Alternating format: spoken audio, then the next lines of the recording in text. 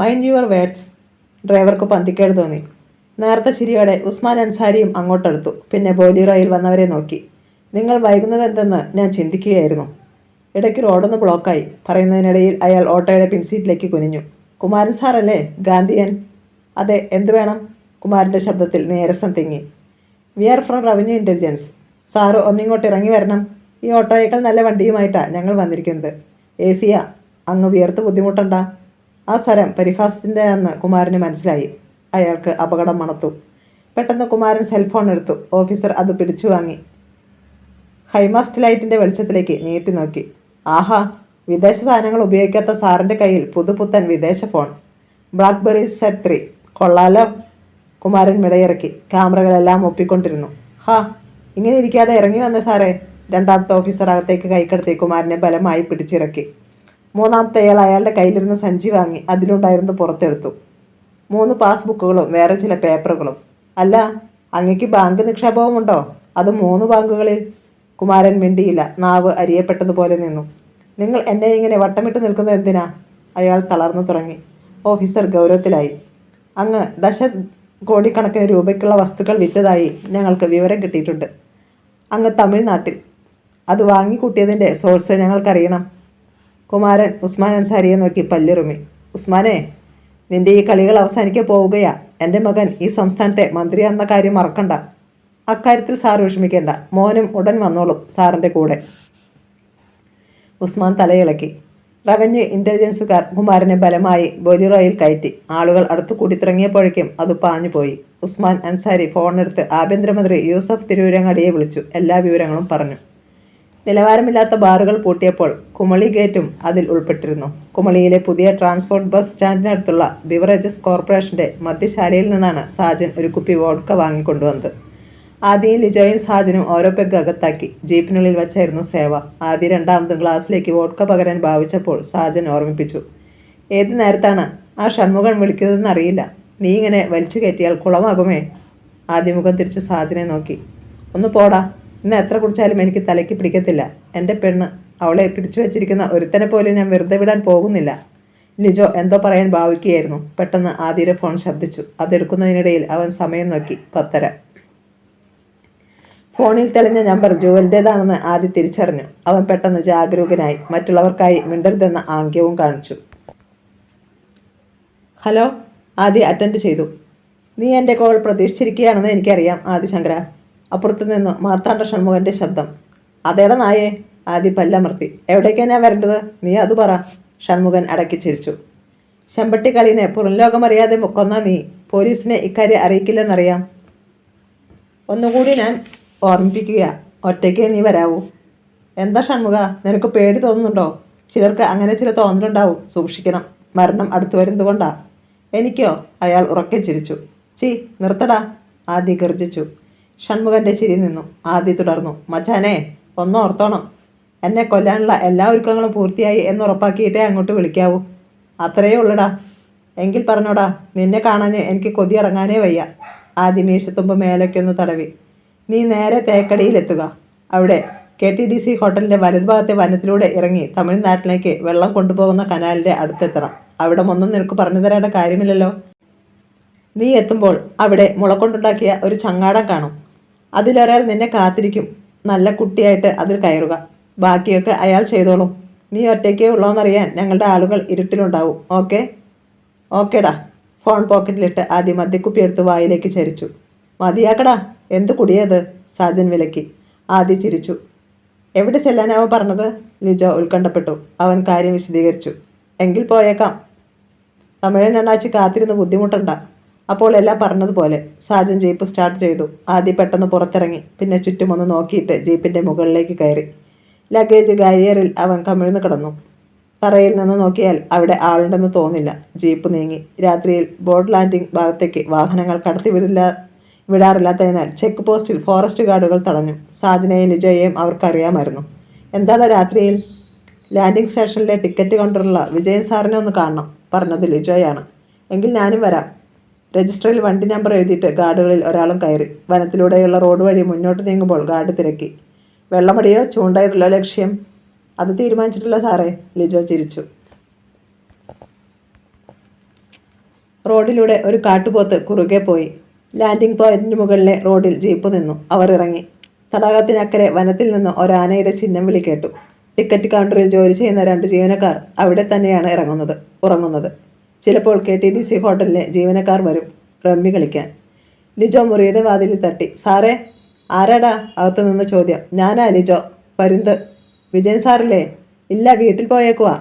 എങ്കിൽ പിന്നെ കാണാം, ഞാൻ പോകുക. ലിജോ തിരിഞ്ഞു. നീയൊന്ന് നിന്നേടാ, ചോദിക്കട്ടെ. അകത്ത് എഴുന്നേൽക്കുന്ന ശബ്ദം. വേണ്ട സാറേ, കിടന്നോ, രാവിലെ ഞാൻ വരാം. അവൻ നടന്നു കഴിഞ്ഞു. പിന്നാലെ സാജനും ഗാർഡും. വെറുതെയായി. ഗാർഡ് പിറുപിറുത്തു. അവനത് ശ്രദ്ധിച്ചില്ല. ജീപ്പിനടുത്തെത്തുമ്പോൾ അവൻ നോക്കി. ലഗേജ് കാരിയിൽ നിന്ന് ആദി അപ്രത്യക്ഷനായിരിക്കുന്നു. നേർത്ത നിലാവെളിച്ചം തേക്കടി തടാകത്തിനു മീതെ പരന്നു കിടന്നു. കുഞ്ഞോളങ്ങളിൽ വെള്ളി കോരിയൊഴിച്ചതുപോലെ അത് വെട്ടിത്തിളങ്ങി. ഇരുളിൽ ഒരു കൂറ്റൻ മരത്തിന് പിന്നിൽ നിന്നുകൊണ്ട് ആദി നോക്കി. സാജന്റെ ജീപ്പ് മടങ്ങിപ്പോകുന്നത് കണ്ടു. കാര്യങ്ങൾ താൻ കരുതുന്നത് പോലെയാണ് നടക്കുന്നത് അവൻ ഓർത്തു. KTDC ഹോട്ടലിനെ ചുറ്റിയുള്ള ടാർ റോഡിൽ നിന്ന് അവൻ വനത്തിലേക്ക് ഇറങ്ങി. 50 അടി നടന്നാൽ തടാകത്തിലെത്താം. ആദ്യം 10 മിനിറ്റ് കാത്തു. പിന്നെ കുറ്റിക്കാടുകളെ വകഞ്ഞു മാറ്റി മുന്നോട്ട് നീങ്ങി. എത്രയോ തവണ രാവും പകലും താൻ വന്നിരുന്നു. ചൂണ്ടയിട്ടുള്ള സ്ഥലമാണിത്. മത്സ്യം ഇവിടെ വെച്ച് തന്നെ വറുത്ത് മദ്യത്തിൻ്റെ അകമ്പടിയോടെ അകത്താക്കുന്നതായിരുന്നു പതിവ്. ബോട്ടുകൾ ഈ ഭാഗത്തേക്ക് വരാറില്ല. ചിലപ്പോൾ ട്രൈബ്സിലെ ചിലരുണ്ടാവും കൂട്ടിന്. ആദി തടാകത്തീരത്തേക്ക് ഇറങ്ങിയതും തൊട്ടുമുന്നിലൂടെ 2 കൂറ്റൻ പന്നികൾ പാഞ്ഞുപോയി. പിന്നാലെ 5-6 കുഞ്ഞുങ്ങളും. ആദി ഒരു നിമിഷം നിന്നു. കരയോട് ചേർന്ന് കിടക്കുന്ന മുള കൊണ്ടുണ്ടാക്കിയ ഒരു ചങ്ങാടം കണ്ണിലുടക്കി. അതിൽ ഒരു ഇരുണ്ട മനുഷ്യരൂപം. അയാളുടെ ചുണ്ടിൽ ഒരു സിഗരറ്റിൻ്റെ തീപ്പൊട്ടു കണ്ടു. നനഞ്ഞ മണ്ണിലൂടെ ആദി കരുതലോടെ അവിടേക്ക് ചൂടുകൾ വെച്ചു. കാത്തിരുന്ന് മുഷിഞ്ഞോ മച്ചാ? ചോദ്യം കേട്ട് ചങ്ങാടത്തിലിരുന്നയാൾ ഞെട്ടിപ്പിടഞ്ഞ് എഴുന്നേറ്റു. ചങ്ങാടം ഒന്ന് കുലുങ്ങി. വേണ്ട മച്ചാ, ഇത്രക്കെങ്ങ് ബഹുമാനിക്കണ്ട, ഇരുന്നോളൂ. അവൻ ചിരിച്ചു. ഏതായാലും എന്നെ കൊല്ലാൻ കൊണ്ടുപോവുകയല്ലേ? ആദ്യ ചെന്ന് ചങ്ങാടത്തിലേക്ക് കാൽ വെച്ചു. ആ മനുഷ്യൻ ഭീതിയോടെ അവനെയും ചുറ്റുപാടുകളെയും നോക്കി. പേടിക്കണ്ട മച്ചാ, ഞാൻ ഒറ്റയ്ക്കേയുള്ളൂ. മാത്രമല്ല നിങ്ങളുടെ ആൾക്കാർ ഈ പരിസരത്ത് കുഴിയുണ്ടാക്കി അതിൽ ഒളിച്ചിരിക്കുകയാണെന്ന് മാർത്താണ്ഡ ഷൺമുഖൻ പറഞ്ഞിട്ടുമുണ്ട്. ആദി ചങ്ങാടത്തിൽ കയറി അയാൾക്ക് അഭിമുഖമായി ഇരുന്നു. അടുത്ത നിമിഷം ആ മനുഷ്യൻ്റെ ഫോൺ ഇരമ്പി. ആദിയെ ഒന്ന് നോക്കിയിട്ട് അയാൾ അതെടുത്തു. പിന്നെ ശബ്ദം താഴ്ത്തി. ഓ, വന്നിട്ടുണ്ട്. ശേഷം ഫോൺ പോക്കറ്റിലിട്ടു. നല്ല ഹാൻഡ്സെറ്റാണെന്ന് തോന്നുന്നല്ലോ, ഒന്ന് കാണട്ടെ. ആദി കൈനീട്ടി. അയാൾ മടിച്ചു. കാണട്ടെന്നേ. ഒരുപക്ഷെ ഇതെൻ്റെ ജീവിതത്തിലെ അവസാനത്തെ ആഗ്രഹമാണെങ്കിലോ. അയാൾ ഫോൺ അവന് കൊടുത്തു. പിന്നെ കഴുക്കോലെടുത്ത് ചങ്ങാട കുത്തി നീക്കി. ആദ്യം മുന്നോട്ട്. തടാകത്തിൻ്റെ ഏതാണ്ട് മധ്യഭാഗം വരെ ആയപ്പോൾ ഗതി തിരിച്ച് അക്കരയ്ക്ക്. പെട്ടെന്ന് ആദി കയ്യിൽ നിന്ന് പോയതുപോലെ ഫോൺ വെള്ളത്തിലേക്കിട്ടു. ഒരു നീല വെളിച്ചത്തോടൊപ്പം അത് താണുപോയി. അയ്യോ, ഫോൺ പോയല്ലോ. അബദ്ധം പിടഞ്ഞതുപോലെ അവൻ പറഞ്ഞു. എടാ, തുഴക്കാരൻ്റെ ഭാവം മാറിയത് പെട്ടെന്നാണ്. നീ അത് മനഃപൂർവ്വം കളഞ്ഞതല്ലേ? അയാൾ കൈ ചൂണ്ടി. അതെ, ഭയങ്കര ബുദ്ധിമാൻ. എൻ്റെ തന്ത്രം കണ്ടുപിടിച്ചു കളഞ്ഞല്ലോ. ആദി തലയാട്ടി. ഞൊടിയിൽ അയാൾ കഴുക്കോൽ ഉയർത്തി കൊടുവാൾ പോലെ ആഞ്ഞു വീശി. മിന്നൽ വേഗത്തിൽ ആദി താഴേക്ക് അമർന്നു. അവൻ്റെ പുറത്തുകൂടി ഒരു കാറ്റ് വീശിപ്പോയി. ലക്ഷ്യം തെറ്റിയ തുഴക്കാരൻ വർദ്ധിത വീര്യത്തോടെ കഴുക്കോൽ വീണ്ടും ഉയർത്തി. ചങ്ങാടം വല്ലാതെ ഉലഞ്ഞു. ആ നിമിഷം ആദിശക്തിയിൽ ചങ്ങാടം ഒരു വശത്തേക്ക് ചരിച്ചു. ബാലൻസ് തെറ്റിയ അയാൾ വെള്ളത്തിലേക്ക് മറിഞ്ഞു. കഴുക്കോൽ ചങ്ങാടത്തിൽ കുറുകെ വീണു. ഞൊടിയിടയിൽ ആദി അതെടുത്തു. വെള്ളത്തിൽ വീണ ചീറ്റ് പുലിയെ പോലെ ആ മനുഷ്യൻ തുഴഞ്ഞു പൊങ്ങി വന്നു. ആദി കഴുക്കോലിൻ്റെ അഗ്രം കൊണ്ട് ഒറ്റക്കുത്ത് അയാളുടെ നെറ്റിയിൽ. വായ് പിളർന്നുകൊണ്ട് അയാൾ വീണ്ടും വെള്ളത്തിലേക്ക് താണു. ആദി കഴുക്കോലിട്ടിട്ട് ചങ്ങാടത്തിലേക്കിരുന്നു.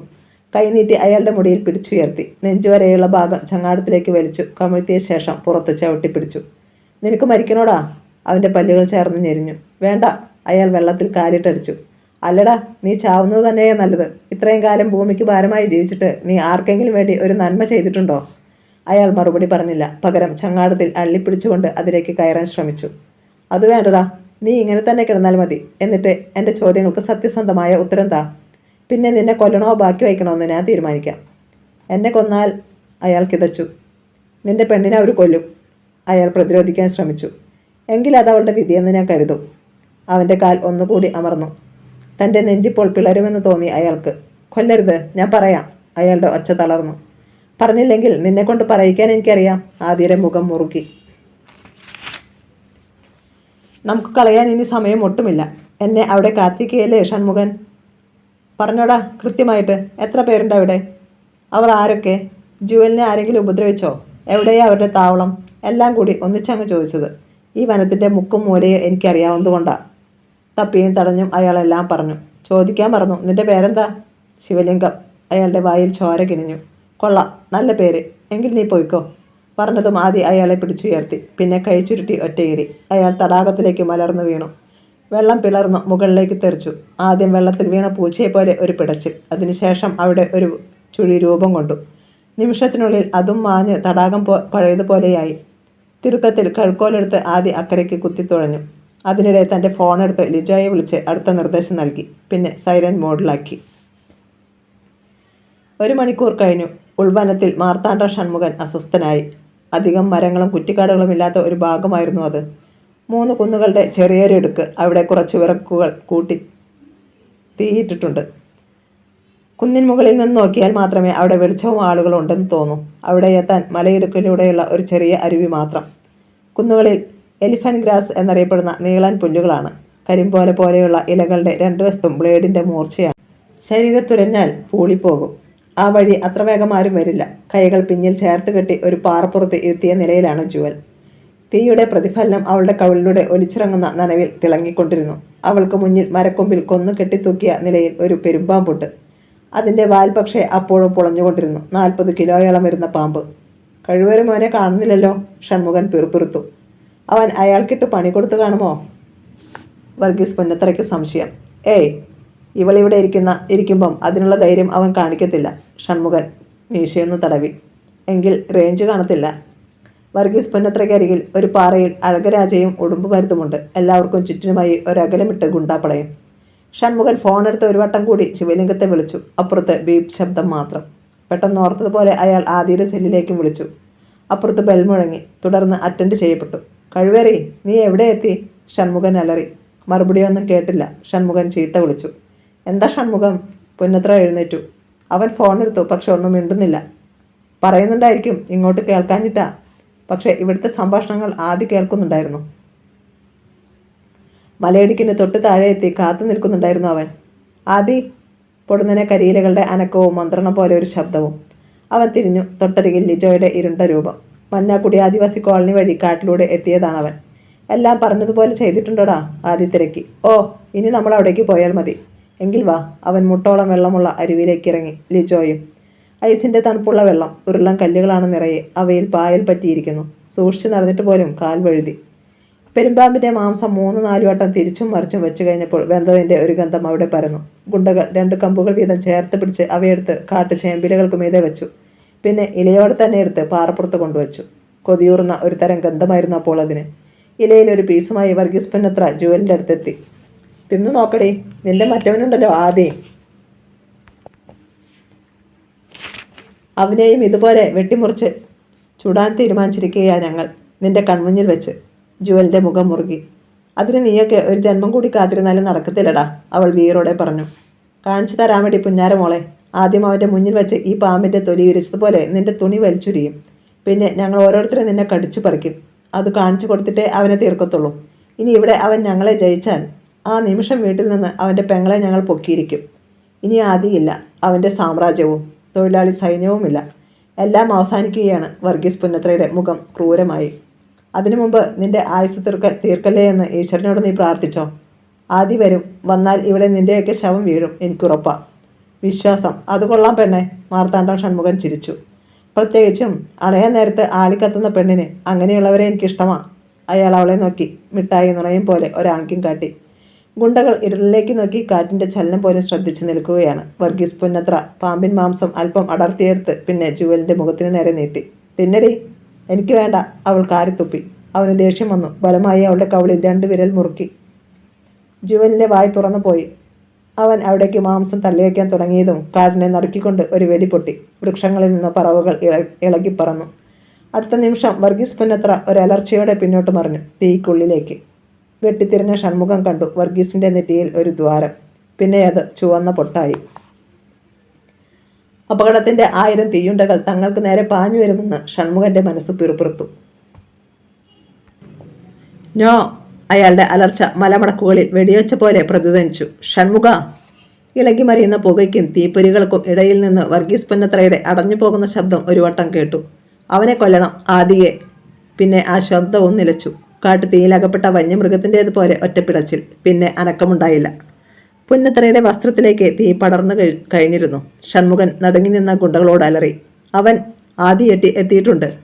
അവൻ പിടഞ്ഞുണർന്ന് ഇരുളിലേക്ക് തുറച്ചു നോക്കി. അഴകരാജ ഉടുമ്പുമരുന്നിൻ്റെ കയ്യിൽ മുറുക്കെ പിടിച്ചു. പിന്നെ പാറയിടുക്കിലേക്ക് ചാടി. ഷൺമുഖന്റെ കണ്ണുകൾ ചുറ്റും വെട്ടിത്തിരിഞ്ഞുകൊണ്ടിരുന്നു. പക്ഷെ ഒരിടത്തും ഒരനക്കവും കണ്ടില്ല. വാടാ വാ, ആണാണെങ്കിൽ നേർക്കുനേരെ നിന്ന് യുദ്ധം ചെയ്യടാ. ശത്രു സാന്നിധ്യം എവിടെയെന്നറിയാതെ അയാൾ അലറി. അടുത്ത നിമിഷം കുന്നിൻ ചെരുവുകളിലെ നീളൻ പുല്ലുകൾ ഇളകി. അനേകം മൃഗങ്ങൾ അവിടേക്ക് പാഞ്ഞു വരുന്നത് പോലെ. ഷൺമുഖനും സംഘവും കിടുങ്ങിപ്പോയി. വർഗീസ് പുന്നത്ര കത്തിയെരിയുന്ന തീയുടെ മങ്ങിയ വെളിച്ചത്തിൽ അവർ കണ്ടു കുന്നിറങ്ങി വരുന്ന അനേകം മനുഷ്യരൂപങ്ങൾ. അവരുടെ കൈകളിൽ പൊടുന്നനെ തീപ്പന്തങ്ങൾ തെളിഞ്ഞു. 100-ലധികം പന്തങ്ങൾ. ജുവലിന് അമ്പരപ്പും ആഹ്ലാദവും ഒന്നിച്ചുണ്ടായി. ആദിയുടെ സാന്നിധ്യം തൊട്ടടുത്ത് എവിടെയോ ഉണ്ട്. ഞൊടിയിടയിൽ ഷൺമുഖൻ മുന്നോട്ട് കുതിച്ചു. ജുവലിന്റെ തലമുടിയിൽ കുത്തിപ്പിടിച്ചു വലിച്ചുയർത്തി. നേരത്തെ പാമ്പിനെ മുറിച്ച കത്തി അയാൾ അവളുടെ കഴുത്തിൽ കുറുകെ അമർത്തി. ആദി, നീ അങ്ങനെ മിടുക്കനാവല്ലേടാ. എൻ്റെ അടുത്ത് വേലയിറക്കല്ലേ. ഇറക്കിയാൽ പിന്നെ ഇവളില്ല. കഴുത്തും ഉടലും ഈ പാറപ്പുറത്ത് കിടന്ന് പിടയ്ക്കും. കാണണോ നിനക്ക്? അങ്ങനെ കാണാൻ ഒരിക്കലും പറ്റത്തില്ലടാ പുല്ലേ. 2 പാറകൾ ചേർന്നുരയുന്നത് പോലെ ആദിയുടെ ശബ്ദം കേട്ടു. അങ്ങനെ ചെയ്താൽ ഇപ്പോൾ വർഗീസ് പുന്നത്ര പോയ ലോകത്തേക്ക് തന്നെ നിന്നെയും ഞാൻ പറഞ്ഞേക്കും. ഈ വനത്തിൽ തന്നെ ഒടുങ്ങാനാവും നിന്റെ വിധി. ഈ കുന്നിറങ്ങി വരുന്ന ആളുകളെ കണ്ടോ? കൂടുതൽ സ്മാർട്ടായാൽ നിന്നെ വെട്ടിയെരിഞ്ഞ് ഞങ്ങൾ ആ തീയിൽ തന്നെ ഇട്ട് കത്തിക്കും. ഷൺമുഖൻ വല്ലാതെയൊന്ന് കിടുങ്ങി. അയാളുടെ കാൽപാദം മുതൽ ഒരു തരിപ്പ് മുകളിലേക്ക് ഇരച്ചു കയറി തുടങ്ങിയിരുന്നു. അറിയാതെ കണ്ണുകൾ അഗ്നികുണ്ഡത്തിലേക്ക് നീണ്ടു. കത്തുന്ന മാംസത്തിന്റെ രൂക്ഷഗന്ധവും പുകയും പരന്നു തുടങ്ങിയിരുന്നു. ഒരു ദൗത്യം ഏറ്റെടുത്തിട്ട് ഇന്നുവരെ ഞാൻ അത് പൂർത്തിയാക്കാതിരുന്നിട്ടില്ലടാ, ഷൺമുഖൻ ഗർജിച്ചു. അങ്ങനെയായാൽ അതെന്റെ മരണത്തിന് തുല്യമാ. അതുകൊണ്ട് നിന്നെ എനിക്ക് കിട്ടിയില്ലെങ്കിലും മരിക്കുന്നതിന് മുമ്പ് ഞാൻ ഇവളെ തീർത്തിരിക്കും, നിന്റെ പെണ്ണിനെ. ഷൺമുഖൻ കിതപ്പിലൊന്ന് നിർത്തി. ഇപ്പോഴും ആദ്യം നിൽക്കുന്ന ഭാഗം അയാൾക്ക് വ്യക്തമായിട്ടില്ലായിരുന്നു. മലയിടുക്കായതിനാൽ ഒരു മുഴക്കമാണ്. അതുകൊണ്ട് അന്ത്യശാസനം പോലെ ഷൺമുഖത്തിന്റെ ശബ്ദമുയർന്നു. ആദ്യം നീ കുന്നിറങ്ങി വരുന്ന ഈ ചെറ്റകളോട് ഒരടി മുന്നോട്ട് വരരുതെന്ന് പറ, അല്ലെങ്കിൽ ഈ നിമിഷം ഞാനിവളെ തീർക്കും. ഷൺമുഖൻ ജുവലിന്റെ മുടിയിൽ ഒന്നുകൂടി പിടിമുറുക്കി. കഴുത്തിലെ നേർത്ത തൊലിയിൽ കത്തി അല്പം കൂടി അമർന്നു. ജുവലിന് തൊണ്ടയനക്കാൻ പോലും പേടി തോന്നി. കഴുത്തിൽ ചെറിയ നീറ്റൽ അവൾ അറിഞ്ഞു തുടങ്ങിയിരുന്നു. എടാ പറയാൻ. ഷൺമുഖന്റെ പല്ലുകൾ ഞെരിഞ്ഞു. ആ നിമിഷം ഇരുളിൽ നിന്നൊരു വിസിൽ നാദം കേട്ടു. പുല്ലുകൾക്കിടയിൽ തീപ്പന്തങ്ങൾ നിശ്ചലമായി. ഇനി നീ മാത്രം എൻ്റെ മുന്നിൽ വാടാ. ചുറ്റുമുള്ള ഓരോ ഇലയുടെ ചലനത്തിലേക്കും കണ്ണുകൾ ഊന്നിക്കൊണ്ടായിരുന്നു ഷൺമുഖത്തിന്റെ നിൽപ്പ്. അടുത്ത നിമിഷം അവൻ നിന്നിരുന്ന പാറയ്ക്ക് പിന്നിലെ അരുവിയിൽ ചേമ്പിക്കൂട്ടത്തിൽ ഒരനക്കം. ഷൺമുഖൻ നടുങ്ങിത്തിരിഞ്ഞു. വിറച്ചുപോയി അയാൾ. ചെളിയിൽ കുഴഞ്ഞ ഒരു ചീങ്കണ്ണി മുകളിലേക്ക് ചാടി വരുന്നത് പോലെയാണ് ആദ്യം തോന്നിയത്. മിസൈൽ പോലെ ഒരാൾ മുകളിലേക്ക് വന്നു. ഷൺമുഖൻ എന്തോ പറയാൻ വായി തുറന്നതേയുള്ളൂ. ആ നിമിഷം ചെളിപ്പുരണ്ട ഒരു കത്തി അയാളുടെ പാദത്തിൽ തുളഞ്ഞു കയറി. ആ ഷൺമുഖന്റെ വിലാപം ചുറ്റും നിന്ന ഗുണ്ടകളെ പോലും വിറക്കൊള്ളിച്ചു. ജുവലിന്റെ മേലെയുള്ള ഷൺമുഖത്തിന്റെ പിടി അയഞ്ഞു. അവൾ പാറയിൽ നിന്ന് താഴേക്ക് ചാടി. കത്തിവൽ ചൂരിക്കൊണ്ട് ചെളിയിൽ മുങ്ങിയ ആദ്യ നിവർന്നു. പിന്നെ ഒറ്റച്ചവിട്ട് 4 അടി അകലേക്ക് തെറിച്ചു വീണു ഷൺമുഖൻ. എസ്കേപ്പ്, അയാൾ വിളിച്ചു പറഞ്ഞു. അടുത്ത നിമിഷം ചുറ്റും ഗുണ്ടുകൾ ചിതറി വീണു പൊട്ടി. തോട്ട വീണതുപോലെ അരുവിയിലെ ജലവും ഒപ്പം കാട്ടുചേമ്പുകളും ചിതറിത്തെറിച്ചു മുകളിലേക്ക് ഉയർന്നു. മലയിടുക്ക് മുഴുവൻ പുക നിറഞ്ഞു. അതിന്റെ നീറ്റലിൽ അല്പനേരത്തേക്കൊന്നും കാണാൻ പറ്റാത്ത അവസ്ഥയായി. ആദി, അടുത്തെവിടെയോ നിന്ന് ലിജോയുടെ ശബ്ദം കേട്ടു. ഞാനിവിടെ ഉണ്ടടാ, അവന്മാരെ വിടരുത്. ലിജോ ഒരിക്കൽ കൂടി വിസിലടിച്ചു. കത്തിക്കൊണ്ടിരുന്ന പന്തങ്ങൾ അതിശീഘ്രം പുല്ലുകൾക്കിടയിലൂടെ ഇറങ്ങി വന്നു. പുകയടങ്ങി തുടങ്ങി. ഏകദേശം 5 മിനിറ്റ്. മഞ്ഞാക്കുടി ആദിവാസി കോളനിയിലെ ചുറുചുറുക്കുള്ള ചെറുപ്പക്കാർ അവിടെ മുഴുവൻ തിരഞ്ഞു. പക്ഷേ ഷൺമുഖനെയോ സംഘത്തെയോ കണ്ടുപിടിക്കാനായില്ല. ഛേ, ആദി തല കുടഞ്ഞു. ജുവൽ അവൻ്റെ മുന്നിൽ നിന്ന് പൂക്കല പോലെ വിറയ്ക്കുകയായിരുന്നു. ആദ്യേട്ടാ, ഞങ്ങൾ തപ്പിയെടുക്കാം അവന്മാരെ. ഏതായാലും ഈ വനത്തിൽ നിന്ന് ഞങ്ങളറിയാതെ ഒരുത്തന്നെ രക്ഷപ്പെടാൻ പറ്റത്തില്ല, ചെറുപ്പക്കാരിൽ ഒരാൾ ആവേശത്തോടെ പറഞ്ഞു. വേണ്ടടാ, അവർ ഇനിയും വന്നോളും ഞാൻ വിരിക്കുന്ന വലയിലേക്ക്. ആദിശങ്കരൻ അരുവിയിലിറങ്ങി ഒന്ന് മുങ്ങിക്കയറി വന്നു. അവൻ്റെ ശരീരത്തിലെ ചെളി മുക്കാലും പോയി. ശത്രുക്കൾ പെട്ടെന്ന് കാണാതിരിക്കാൻ അരുവിയിലെ എക്കൽ ശരീരത്ത് പൂശി കാട്ടുചേമ്പുകൾക്കിടയിൽ കാത്തിരിക്കുകയായിരുന്നു അവൻ. ആദി തുടർന്നു. അവന്മാരെ ഇപ്പോൾ പിടികൂടിയാൽ വർഗീസ് പുന്നത്രയുടെ മരണത്തിന് നമ്മൾ സമാധാനം പറയേണ്ടി വരും. ഇതിപ്പോൾ നമ്മളൊന്നും അറിഞ്ഞിട്ടുമില്ല, ആരെയും കണ്ടിട്ടുമില്ല. ഒരു കാര്യം ചെയ്യ്, കുറെ ഉണക്ക വിറക് കൂടി തീയിലേക്കിട്ട് കൊടുക്ക്. ഇവൻ്റെ മാംസത്തിൻ്റെ ഒരംശം പോലും മൃഗങ്ങൾ ഭക്ഷിക്കാൻ ഇടവരരുത്. അത്രയ്ക്ക് വിഷമാണിവൻ. അവർ അവിടെ കിടന്നിരുന്ന കമ്പുകളും മറ്റും ആ ശരീരത്തിനു മീതെയിട്ടു. തീ കൂടുതൽ ശക്തിയോടെ എരിഞ്ഞു തുടങ്ങി. അത് വനത്തിലേക്ക് വ്യാപരിക്കാതിരിക്കാനായി അവർ ചുറ്റുമുള്ള കാടും കരിയിലകളും നീക്കം ചെയ്തു. ആദി പോക്കറ്റിൽ നിന്ന് റിവോൾവർ എടുത്ത് ലിജയോ ഏൽപ്പിച്ചു. അഴകരാജയുടെ തോക്കുകൊണ്ട് ഇങ്ങനെയൊരു ഗുണമുണ്ടായി. പിന്നെ ആദി ജുവലിന് നേരെ തിരിഞ്ഞു. പേടിച്ചു പോയോടി പെണ്ണേ. അവൾക്കപ്പോഴും ഇവിടെ നടന്നതൊക്കെ സ്വപ്നമോ യാഥാർത്ഥ്യമോ എന്ന് തിരിച്ചറിയാൻ കഴിഞ്ഞിരുന്നില്ല. കഴിഞ്ഞ കുറേ മണിക്കൂറുകൾ. ഹോ ഏയ്. അവൻ അവളുടെ തോളിൽ കൈവച്ചു. ശരീരത്തിൽ ഐസ് പാളി പതിഞ്ഞതുപോലെ അവളൊന്ന് ഞെട്ടി. തുടർന്ന് അവൻ്റെ നെഞ്ചിലേക്ക് വീണു. ആദി. അത്രയും നേരം അടക്കി നിർത്തിയിരുന്ന കരച്ചിൽ ഒരു കാറ്റ് പോലെ പുറത്തു ചാടി. ഒന്നുമില്ലടി, രക്ഷിച്ചില്ലേ ഞാൻ? അവളുടെ മുടിയിഴകൾ മെല്ലെ പിന്നോട്ടൊതുക്കുന്നതിനിടയിൽ അവൻ മന്ത്രിച്ചു. നിന്നെ ആർക്കും ഞാനങ്ങനെ വിട്ടുകൊടുക്കില്ലെന്ന് പറഞ്ഞില്ലേ? ഒരു അള്ളിപ്പിടുത്തമായിരുന്നു അവളുടെ മറുപടി. സുരേന്ദ്രനാഥിൻ്റെ ബംഗ്ലാവ് മുൻവാതിൽ അടഞ്ഞു കിടക്കുകയായിരുന്നെങ്കിലും ആരും ഉറങ്ങിയിട്ടില്ല. ബംഗ്ലാവിനകത്തും പുറത്തും വെളിച്ചമുണ്ട്. ലിവിംഗ് റൂമിൽ സുരേന്ദ്രനാഥും കനകവും രവിയുമുണ്ട്. മുറിയിൽ അടച്ചിരുന്ന രവിയെ കുറച്ചു മുമ്പാണ് സുരേന്ദ്രനാഥ് തുറന്നുവിട്ടത്. ആ നേരത്ത് ജനാലച്ചില്ലിൽ ഒരു വാഹനത്തിൻ്റെ വെളിച്ചം പ്രതിഫലിച്ചു. എല്ലാവരുടെയും ശ്രദ്ധ അങ്ങോട്ടായി. ഇരമ്പി വന്ന ഒരു ജീപ്പ് മുറ്റത്തെ ആറ്റുചരലിനു മീതെ ബ്രേക്കിട്ടു. സുരേന്ദ്രനാഥ് എഴുന്നേറ്റ് വാതിൽക്കിലേക്ക് പാഞ്ഞു. കൊളുത്തു നീക്കി വാതിൽപ്പാളി വലിച്ചു തുറന്ന് അയാൾ പുറത്തേക്ക് നോക്കി. മുന്നിൽ ജുവൽ, അവൾക്ക് പിന്നിൽ ആദി. സാർ, ഞാൻ വാക്കുപാലിച്ചു. ജുവലിനെ ഒരു കേടും സംഭവിക്കാതെ മുന്നിലെത്തിച്ചു തന്നിരിക്കുന്നു. അവൻ ചിരിച്ചു. മോളെ. സുരേന്ദ്രനാഥിൻ്റെ പിന്നിൽ നിന്ന് കനകത്തിൻ്റെ വിളി. മമ്മി. അയാളെ കടന്ന് ജുവൽ മമ്മിക്ക് നേരെ ഓടി. ആദി തിരിഞ്ഞു നടക്കാൻ ഭാവിക്കുകയായിരുന്നു. ഹാ, നീ പോകുവാണോടാ? സുരേന്ദ്രനാഥ് തിരക്കി. ആദ്യം നിന്നു. തല മാത്രം തോളിന് മീതെ കൂടി സുരേന്ദ്രനാഥിൻ്റെ നേർക്ക് തിരിച്ചു. എന്തൊക്കെയോ ഉണ്ടായതെന്ന് പറയടാ. ആ വൃത്തികെട്ടവൻ പുന്നത്ര എന്തിയെ? അയാൾക്ക് അതറിയാൻ തിടുക്കമായി. എല്ലാം അറിയാവുന്ന, പറഞ്ഞു തരാനാവുന്ന ഒരാൾ വീട്ടിൽ തന്നെയുള്ളപ്പോൾ ഞാൻ എന്തിനാണ് സാർ വെറുതെ കണ്ടവ്യായാമം നടത്തുന്നത്?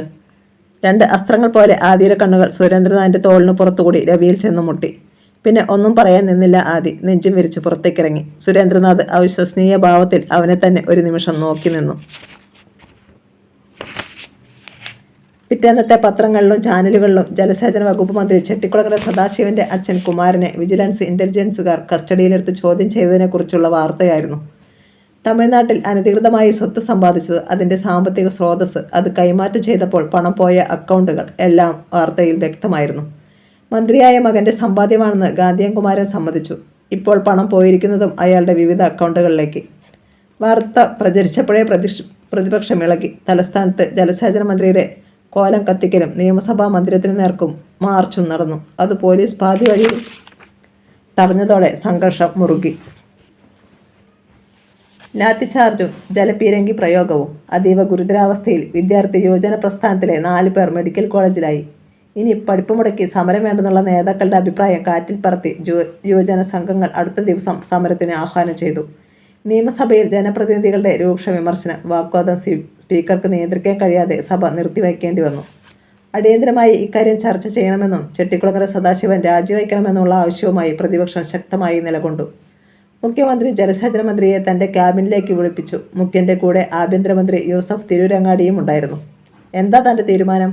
മുഖ്യമന്ത്രി കസേരയിൽ മുന്നോട്ടാഞ്ഞിരുന്നു. എന്ത് തീരുമാനം? പുല്ല്. പോകാൻ പറയാം സാർ. ഇവനുണ്ടല്ലോ ഈ യൂസഫ്, ഇവൻ കയറൂരി വിട്ടിരിക്കുന്ന ഒരു വിത്ത് കളയാ എല്ലാത്തിനും കാരണം. സദാശിവൻ്റെ കലി മുഴുവൻ ആഭ്യന്തരമന്ത്രിയോടായി. Sadasivan, mind your talk. Yusuf തിരൂരങ്ങാടിയുടെ ഭാവം മാറി. നിർത്ത്. മുഖ്യൻ ഇടപെട്ടു. ഇക്കാര്യത്തിൽ ഇപ്പോൾ തന്നെ തീരുമാനമുണ്ടാകണം സദാശിവ.